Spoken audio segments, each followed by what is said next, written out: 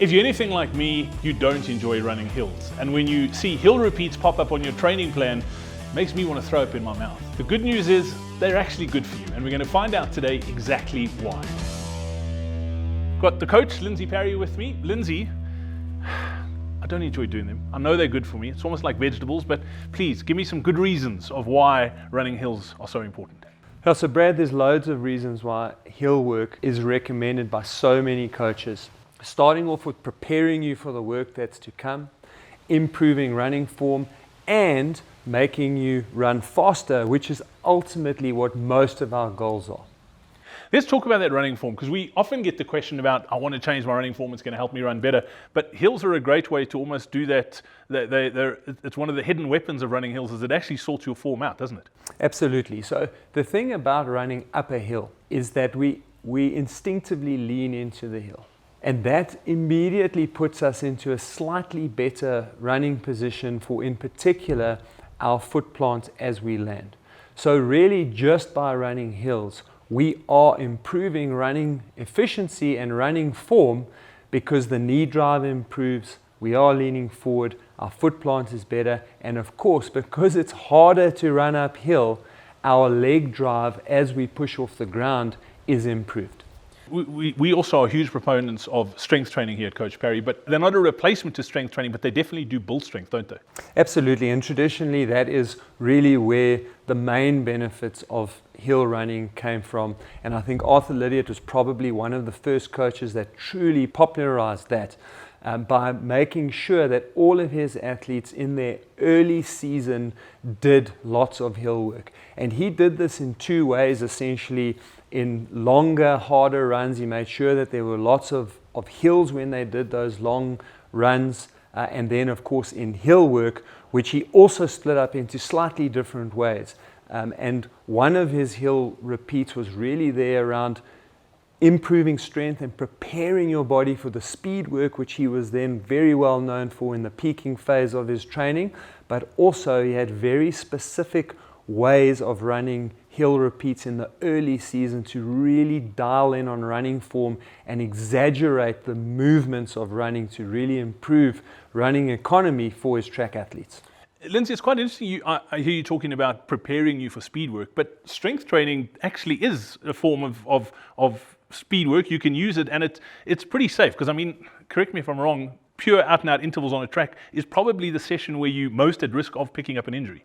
Absolutely, and so that's one of the reasons why I have always used hill work in my training plans, and that is because I call it the safe way to do speed work training, because the hill in itself is self-limiting in terms of the speeds and the range of motions that you reach at those speeds in particular. So if I said to someone, go out and do 200s or 400s or 600s, inherently it's possible to run way too fast and too hard on those 200s, 400s, and 600s at the start. And that is one of the things that predisposes you to an acute injury risk, particularly on a tired muscle. Doing things like hills means that we are forced to run slower. So at those extreme ranges of motion, we do have a lower force that we are going through both on landing and when we are pushing off. Lindsey, I mean, you say that it's a safer way to do this stuff, but are there any risks involved in doing hill training?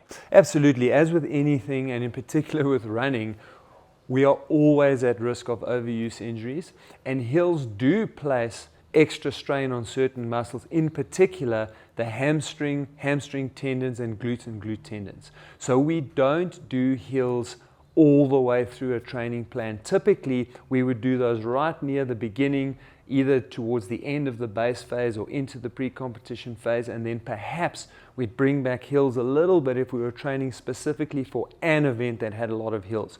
But we don't do them all the way through the plan, otherwise we do risk picking up those tendinopathies in hamstring and glute.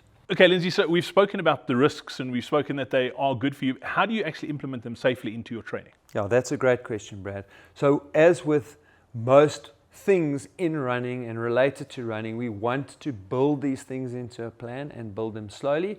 And there are also different types of hill training, and where you use them and what event you're training for will determine which one you use. So I think as a basic principle, we want to progress up in volume and intensity the same way we would like to do with training volume and easy runs, the same way we'd like to do when we are on the track. So I like to introduce longer hills at a lower intensity during the base phase of training.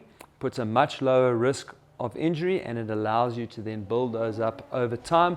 We gradually build that intensity up through the base phase, and then when we go into the pre-competition phase, I'll shorten those hills slightly, push up the intensity at a moderate volume, and that will then lead us into the main peak training for our event, where we will then move on to the track or into intervals on the road.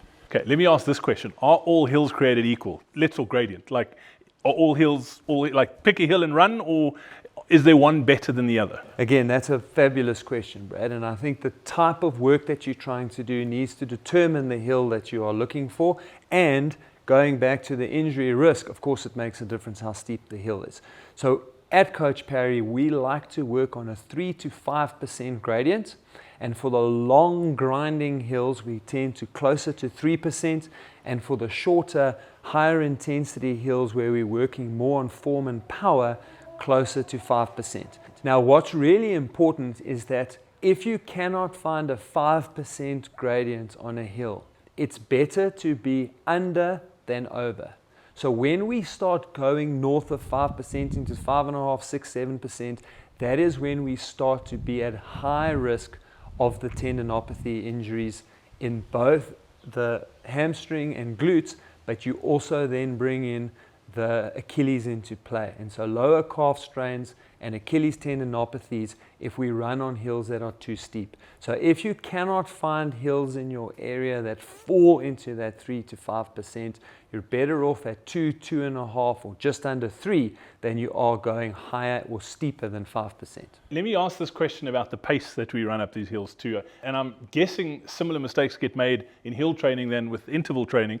Do you go flat out? Is like the pace you run it, is it as hard as possible up the hill, or are there different paces you run these things at? There's absolutely different paces, Brad, and it's a little bit more complicated than when we just do track work.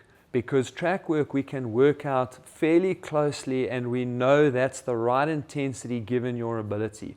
But hills are a little bit more complicated because we are dealing with that different gradient, number one. And number two, athletes of similar ability struggle differently on hills. So you can get two 25-minute guys or athletes that can run 25 minutes for 5Ks, but on a hill, one is much stronger than the other one. And so we have to take individual variances into account, and we've got to take the gradients into account. So my rule of thumb is that your 2-minute hills or longer are going to be at around about 15 to 20 seconds per kilometer slower than your recommended 1 kilometer repeats, and that 1 minute or shorter hills are going to be at roughly your 1 kilometer repeat pace. But again, there is variability in that, and you do need to do hills and figure out where you lie. And I always do the first lot of hills with just a couple of repeats, 3 or 4, at the lower end of the scale. So rather do your first lot of hills too slow and then come back the following week and pick that up a little bit and grow the volume. Okay, I'm going to ask this question. I probably should have prefaced this at the start of the video, because there are places that are so flat they don't have hills. And I think particularly of the Netherlands. I think Netherlands is the only country in the world that if you stand on one side of the country on your tippy toes, you can actually see the other side of the country. That's how flat it is. What if you live in a place where there are no hills? Are there substitutes that you're going to get the same benefit? Maybe it's running on a treadmill, maybe it's getting into a gym, I don't know. Really, if you live in a very flat country, there are a couple of things that you can do that will help to offset the advantages of hill training that you are missing out. Strength training is one of those things, and I would highly encourage any runners to do strength training, but it's particularly important if you live in a flat place. And essentially, if you're training for a race that's got hills, You have to find ways of compensating for not doing the hills, and strength training again is a great way of doing that, but there's a couple of things that you can do. You can get onto a Stairmaster in the gym, but if you really want to get a good crossover, then treadmill training is going to work particularly well.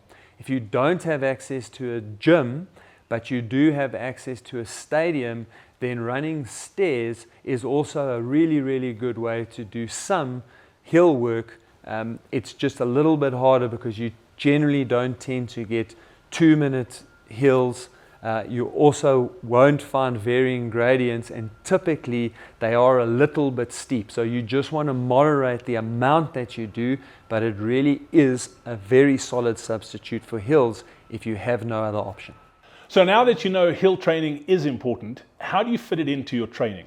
That's the big question. If you want to know how smart runners do it, then watch this video right here.